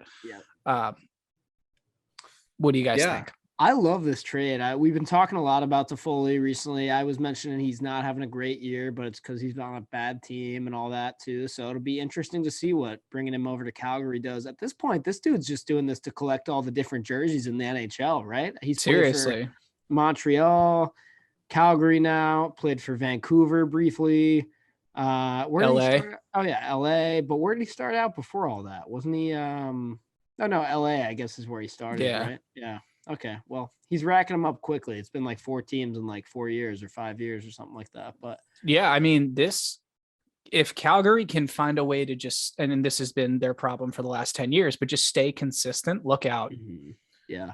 Well, they got him slotted on that third line with Monahan and Dube, two guys who have been kind of struggling as of late. I guess they're hoping that Toffoli can revamp them. But listen to what I just said. That's their third line. I mean, that's no – Sean Monahan used to be a first-line center. Tyler Toffoli on some teams could probably be a first-line winger. The Flames are – what? Yeah, I was just gonna say that passes the third line test. Yep. That is a third line that could be on a Stanley Cup winning team for sure. And then you And look Who in the did you say crease. the other one was? Dylan Dubé was also on that line. Dylan Yeah, Dubé, Monahan, he's actually a and Toffoli. beast too. So yeah, I love that third line. I said Dube by accident. Whoops. I'll get a little more into the Flames when we get into the gambling segment. But before we hop into that, I think Mac has a word from our sponsor, SharpRank. Yeah, we just wanted to remind you that this season, all of our picks are powered by SharpRank. SharpRank created the first ever cross-sports rating system, ranking bettors from any sport on one leaderboard that anyone can dominate, even you. SharpRank is backed by some of the biggest names in the sports gambling world, such as BetMGM, Betway, and Sports Illustrated. Download the free app for iPhone and Android today. And now, some gambling trends. Harry, you want to start out? Yeah, I'm going to read these, but I'm going to be honest. I'm not doing too hot tonight. Things are not looking good for me on the board. So hopefully we can turn it around with following some of my advice here. Hot teams real quick, no pun intended, but the Calgary Flames, just mentioned we were going to talk about them. They're 8-2 in their last 10. They have won 6 straight games. That is the longest active win streak in the NHL. Tonight, or when you're listening to this yesterday, They will take on the Columbus Blue Jackets, who have won 3 straight games, the second longest active streak in the league. So that'll be a good matchup. The Flames have 10 shutouts as a team this season. Markstrom has 8 of those 10. Mentioned this earlier. The next closest is Jack Campbell with 4. Their upcoming schedule, they've got Columbus, Anaheim, Seattle, and Winnipeg. All of those at home in Calgary. I think it's worth noting that they are 10-4-4 at home so far this year. Who's the backup there? Is it Darth? It is Darth. Okay. And I was talking about this team last week. They are really an interesting team to watch right now with this long homestand that they're on, with the winning streak that they're on right now. They have a tough opponent tonight. This will already be over when you guys are listening to it, but talking about the CBJ matchup, those guys are kind of on a little bit of a roll as well right now. So definitely just keep your eye on the Flames and Markstrom especially, man. If he's starting, they're a good team to pick. Have they been on I feel like they've been in the hot and not category more than any other teams that we've talked about this year, just because they've been in both so many. Yeah, they're streaky for sure. Yeah, they've been bouncing around a little bit, but they started the year off hot. Then they kind of laid a dud around the same time Edmonton did, and Edmonton just never stopped laying the dud. And now Calgary's trying to turn it around here. So they look pretty good. Other hot team, this is a ridiculous stat that I'm about to read, but the Colorado Avalanche, stating the obvious here, they started the first 10 games of the season with 4 wins, 5 regulation losses, and 1 overtime loss. And since those first 10 games, they have 30 wins, 30 wins, 3 regulation losses, and 3 overtime losses in that span. That's 33-3 in their last 36, which is fucking wild to say. They've lost 6 games since then, is the way to look at that. Yeah, they've lost 6 games in the last 36 games. And 3 of them were overtime or shootout. So, yeah. So they've only gone pointless thrice in those 36 games since their first 10. That's fucking nuts. Yeah. They're 9-0-1 in their last 10. No other way to put this other than that they are a wagon. I believe I read that if they beat the Stars last night when you're listening to this, they will break their franchise record for point streak at 20 games in a row, which is nuts. Are you guys sold on Kemper? Is Kemper the goalie that's going to take them through the playoffs, or are you still a little bit nervous about that? I mean, he's going to have to be. He's definitely good. I wasn't sold when they went for him. For some reason, I wasn't nearly as sold on him as the rest of the NHL seemed to be when they acquired him. I think he's played well. I mean, no doubt he's played well this year for them. I do think it's a better fit for them than Grubauer was, but I don't know. We will see how he fares in the playoffs. I mean, I say he's going to have to be, because I don't think they're going to go out and get another goalie at this point. Not when it's going this well. No, they're going to lean on him for sure, but only time will tell if he's going to be able to hold up during the playoffs. I think so. I mean, I think if he's playing this well now, I don't see why not, but you never know. Playoffs are a different monster. We all know that. Amen. I think if Matt Murray can win a Stanley Cup, I think Darcy Kemper can win a Stanley Cup. Those are my thoughts. Yeah, Corey Crawford too. Yes, the Crawl. Dwayne Rollison took the Oilers to the Cup final in 2006. Just saying. That is also accurate. I mean, Colorado is good. Martin Jones has played. That is also accurate. That is very accurate. And I watched him in person get torched. So that was pretty awesome. And then Pittsburgh, even though they're losing to Philly right now, has won 3 straight. Same with CBJ. Second for the longest active winning streaks in the league behind Calgary. Let's move on to the who's not. We actually have this matchup going on as we're talking right now. We've got the Predators and the Capitals. I'll let the other 2 fellas talk about the Caps in a second, but I think for the Preds, they're 4-4-2 in their last 10. They're on a 2-game losing streak. Their losses are all over the place. There's not really an over-under trend. It's not a home or away trend. It's just a mixed bag of everything. Can't really put my finger on it. Because Pete Weber got COVID. He came on our podcast. He got COVID, yep. And now the Predators are a disaster. I mean, I feel so bad. Yeah, that's like a EB thump instead of bump. I like that.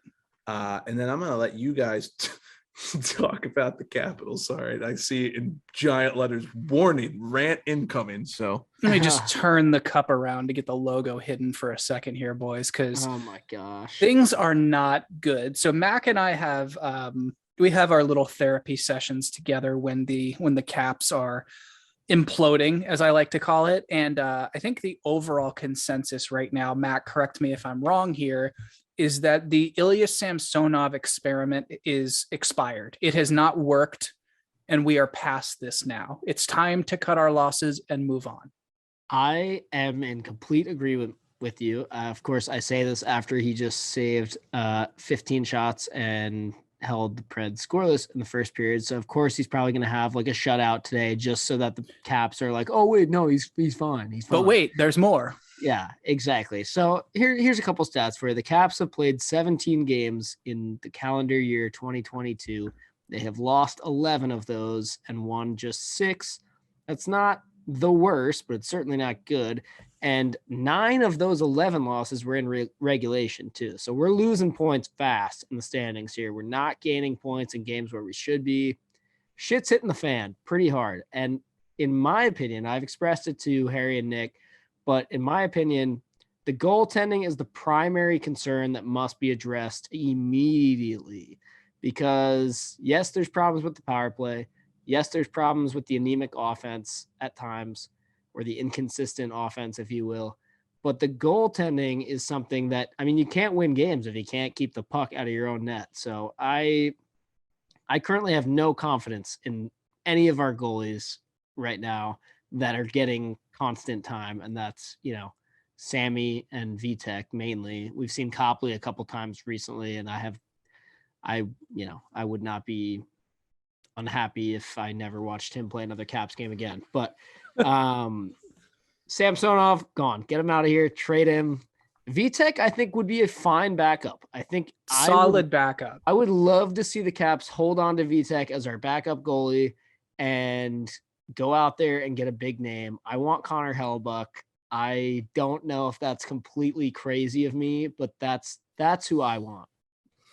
I sent you some theories the other day. I mean, the other thing outside of goaltending is, you said you can't win if you don't stop the puck, right? Well, you can't win if you also don't have the puck. And right now, putting Nick Dowd's line out there anytime you need to win a draw is not a recipe for success. We saw it in the Boston game. You can't put the fourth line out there against Marchand and Bergeron and expect that to go well. I mean, I love Nick Dowd, super nice guy, hung out with him at the golf tournament, but it's not a recipe for success right now. They need to get so much better at the dot. It's painful to watch. Neutral zone passing, just, oh dear God, I don't even know how to describe it. It just looks so discombobulated out there. I like that we're winning more draws now that Backstrom is back. Correct. I also, my problem is I feel like we need another center, but we really don't. We're not going to get rid of any of our 4 centers, but Can one of them, whose name is not Nick Backstrom, start winning more faceoffs at least? Because I don't know, like you said, if we don't, or go get Kevin Hayes and bump someone to winger. Puck. Right, exactly. I don't know. Lars Eller could be a winger. I don't care. I would love that. We are throwing around some hefty names this episode. I love that. All of which, by the way, I hope everyone who's listening knows that the Caps cannot afford at all. No, guess what? Guess how much cap space we have? Like less than $1 million fucking dollars. It's a mess. There's nothing we can do. We're fucked. End of rant. Panic meter 1 to 10. 1 being we're fine. Not one is Stanley Cup is in the bag. 10 is blow it up and sell the team now. Where are you at? After we lost that Senators game, I was at like a strong 9, like a hard bolded 9. I'll say I was at a firm 8. I was like, okay, 9, I feel like I'm starting to put big names on the trade block, but I would say a solid 8. I guess that's fair. I just, for some reason, that Senators loss really triggered me. I also saw a bunch of stuff on Twitter about how the Caps should host a players only meeting. It's just I don't know. There's definitely a problem with this team, and I want it to be figured out sooner rather than later. It's not too late. That's why I'm so upset. It's not too late. It's February 15th. there is time to get your shit together and like make a half decent run at this thing. But you got to act quick. It's like those infomercials. You got to call now. Quick now. Yeah. This deal is not here tomorrow. You got to call now. And hi, Billy Mays here with the Washington Capitals in just 2 easy steps. You can acquire Connor Hellebuck, but you've got to call now. Yeah, that sounds about right. If only it was that easy, just for like, I don't know what, like 8 billion payments of $7 million a year. I think it's worth mentioning here that as panicked as Caps world might be, you are still 11 points ahead of the Red Wings for a playoff wildcard spot. And I think the Caps will turn it around. You're a veteran team. Do I think you're going to win the cup? No.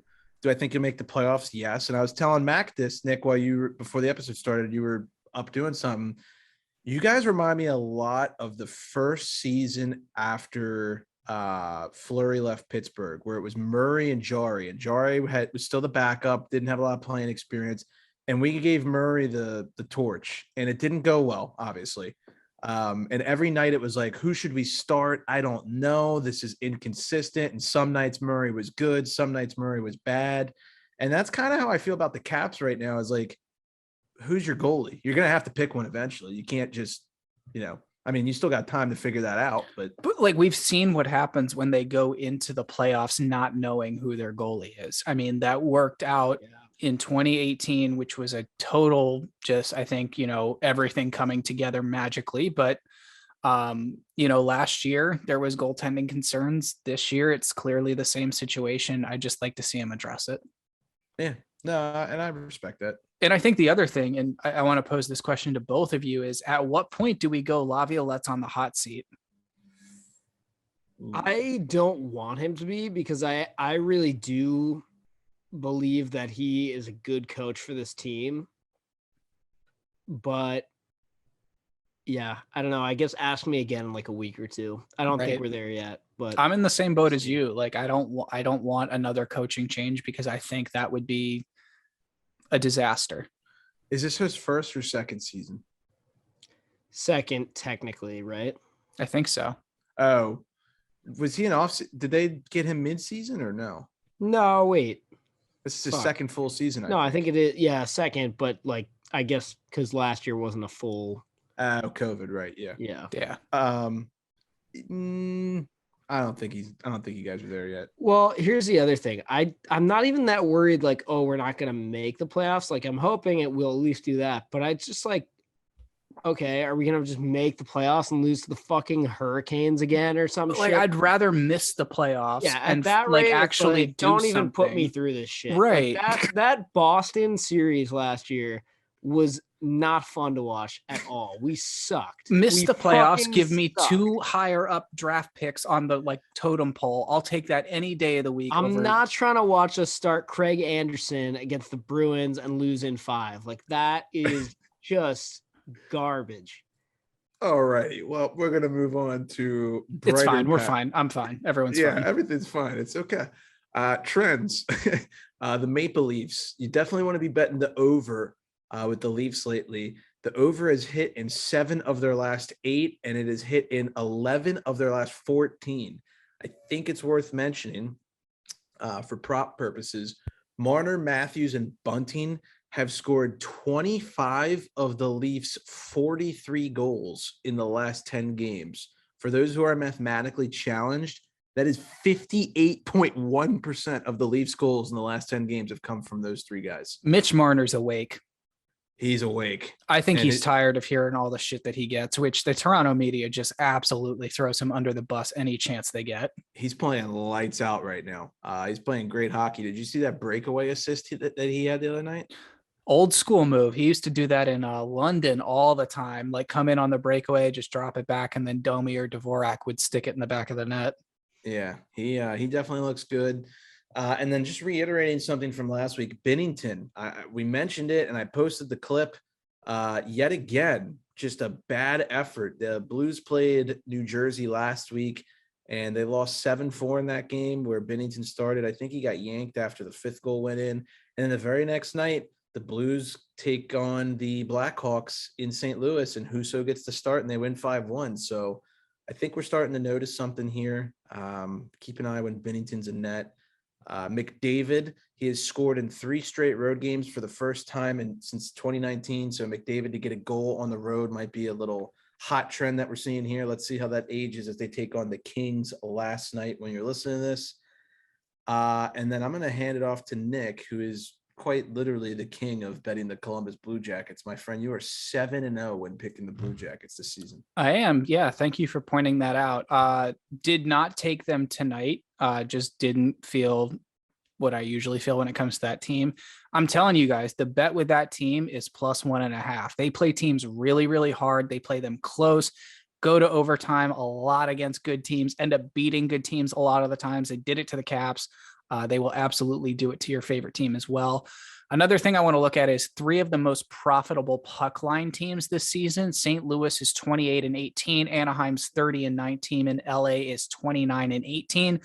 Just keep that in mind if you're going to be betting the puck line. It's always tricky to do, but I was explaining to one of Ari's cousins over the weekend, how that works. He's a sports fan, not the biggest hockey guy. So I was telling him, the spread's always 1.5. Gotta love that, right?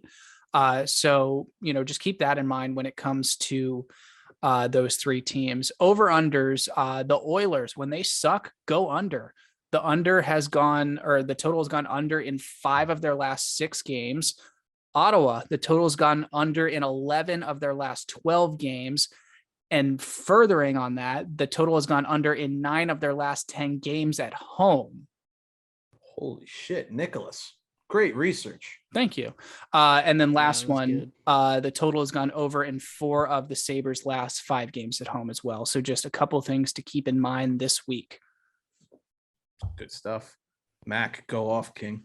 Very good stuff. Okay, one quick thing. I just want to point out the Philadelphia Flyers have played 16 games in this calendar year of 2022, and they have won just 2 of them. They won 1 game in February and 1 game in January, and that's it. And granted, they were back-to-back. It was like the last game of January and the first game of February, but still, like, what the fuck? That's actually insane. Now, that was just my one little tidbit. But now, who is ready? Are you guys ready for school? Got your lunches packed? Start the TED Talk, I baby. sharpened my pencil. I'm ready to go, baby. Pencil sharpened, lunches packed. Class is in session for live bet school with Mac. Okay, this is how to be a live bet god. All right, listen up. It's going to get a little complicated here. I'm going to be saying a lot of the same things with like one word change. So just don't get confused. Listen up. All right. This is a bunch of info about how teams do after either scoring the first goal of a hockey game or allowing the first goal of the hockey game. Okay. So just before you start, this is like watching how the sausage gets made. I'm just saying. Oh, God. This is some stuff that you should keep in mind when considering live bets in the NHL in the coming weeks. Okay. Teams that absolutely kill it after scoring the first goal. Okay. So your team scores the first goal and then they often go on to win that game. Colorado, 30 times this year, they have scored the first goal of the game. They have won 27 of them, and they've never lost in regulation after scoring the first goal of the game. They're 27-0-3 after scoring first. Edmonton, 14-0-0 after scoring first. I know Harry likes that one. I was shocked when I read this one. When the That's Oilers crazy. score first, they don't lose. However, they haven't done it that many times. They've only scored first 14 times. But when they do, they fucking win. Carolina, 28 times they've scored first. They've won 23 of them, lost 3 in regulation, lost 2 in overtime or shootout.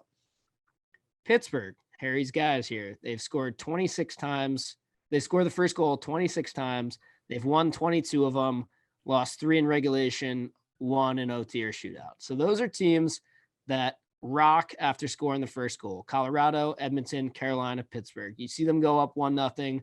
Try and hop on a live bet for them. It might be shitty odds, but take a look at it. Now, teams that absolutely suck after scoring the first goal. This is a weird one. You score first, but you can't win the game. It's rare, but these are some teams that suck at it, and it's not really surprising. Montreal, 15 times they've scored first, and then they're only 6-6-3 in those games. Arizona, 17 times they've scored first, and then they're only 7, 8, and 2. Seattle, 16 times they've scored first, and they're 8, 7, and 1. And then New Jersey has scored first 25 times. They do it kind of a lot, but it's kind of a toss-up after that. They're 11, 11, and 3. So all these teams either 500 or under 500 when scoring first. Definitely something to keep in mind. If they go up 1-0, live bet the other team. You're probably going to get that at decent odds depending on who they're playing. So that's a good one. All right, this is a good one. Teams that absolutely shred after surrendering the first goal, okay? This is a good one because you're actually going to get this at a good odds. If you're watching your favorite team and they let in the first goal, go live bet them. If your favorite team is St. Louis, Florida, Toronto, or Minnesota, okay? Here's the stats. St. Louis, 21 times this year, they've surrendered the first goal, and then they're 14, 6, and 1 after that. Florida, 20 times they've surrendered the first goal, 11, 6, and 3. Toronto, the Maple Leafs, 21 times they've surrendered the first goal, 11, 8, and 2. And Minnesota, 23 times surrendered the first goal, 12, 9, and 2. And finally, teams that suck after surrendering the first goal. And this one, especially not surprising. We have Montreal, Philly, Buffalo, Chicago. When these teams let in the first goal, they are going to lose. These stats I'm going to read just because they're pretty funny. Montreal, 33 times they've allowed the first goal. And when they do that, they've only won twice. 2 times they've won. So if Montreal lets in first goal, they are not going to win, except twice they did. But other than that, they're not going to. Same for Philly. 27 times they did it. 3 wins, 3, 21, and 3. Buffalo, 25 games played, 3, 18, and 4. And finally, Chicago, 27 times allowed the first goal, went 4, 19, and 4 in those ones. And one of those ones was against the Caps, by the way, of course. Of course. Wow. God damn. I love that we got like a good live bet segment in here. I think live bet is a very underrated tool. And Nick is usually the king of it. And I would say Mac does it more than anyone I've ever met. Actually, anyone I've ever met combined. So I like it. Mac, those are great stats that you pulled. Appreciate that. It's something to keep your eye on. Usually with live bet, it's more of a gut feeling thing. And you never want to toss a lot of money on a live bet either. These are things you should just be kind of sprinkling on just to see. 5s and 10s. Yep, exactly. But yeah, just some food for thought there on live bets. And it's all about momentum. Exactly. I actually placed a live bet while you were talking about it. I just took Pittsburgh plus 370 to come back against Philly. So let's see how that one ages. But it has been a long evening here, gentlemen. We are done here at about 9 p.m. Eastern, hopped on at 6:30. So we've been grinding here. Definitely good spending Tuesday night with y'all. But I think it's time to go watch the Penguins come back against the Flyers. And let's see how your Washington Capitals handle the Smashville Predators. And our boys do against the Slovaks tonight. Hopefully Team USA can get it done.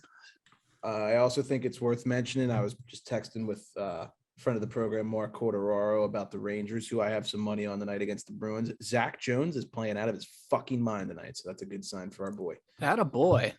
There you go. But any final notes before we wrap up here, gentlemen? Mac? I'm all good. I got one. Sad note, hate to bring this up. Did lose a good family friend over the last week or so. So just wanted to say a shout out to the Reed family. Chris Reed, we miss you a lot. Love you, man. And just wanted to dedicate this episode to you. It's awesome. Yeah, praying for the family. And thank you to anyone who bought a Moneyline Max t-shirt. Really means a lot to me and my fam. Still missing the guy. You know, Max is a good dog, and appreciate anybody who, you know, helped us out, helps the podcast out, and kind of carries on the memory of one of my favorite dog of all time. So appreciate that. And we'll see you guys next week. And without further ado, Class dismissed.